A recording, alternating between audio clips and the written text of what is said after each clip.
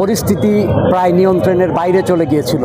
সকল ইউনিয়নে আমি বলবো এমন কোনো ইউনিয়ন বাদ যায় নাই যেখানে আমাদের মায়েদের উপরে শারীরিক মৌখিক এখানে বিভিন্ন রকম হুমকি এবং শারীরিক নির্যাতন, জিনিসপত্র নিয়ে নেওয়া, মোবাইল ফোন, ব্যাগ নিয়ে নেওয়ার ঘটনা ঘটেছে, আহত হয়েছেন।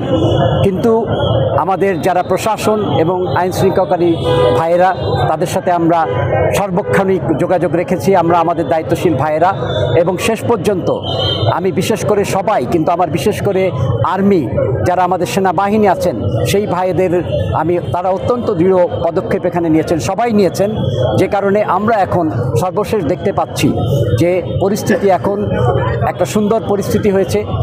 আমি আশা করব যে এটাই এরকম থাকবে, যাতে করে যে হুমকি দেওয়া হচ্ছিল মা বোনদেরকে এবং সাধারণ ভোটারদেরকে, আমাদের যারা সনাতন ধর্মী আছেন তাদেরকেও হুমকি দেওয়া হয়েছে।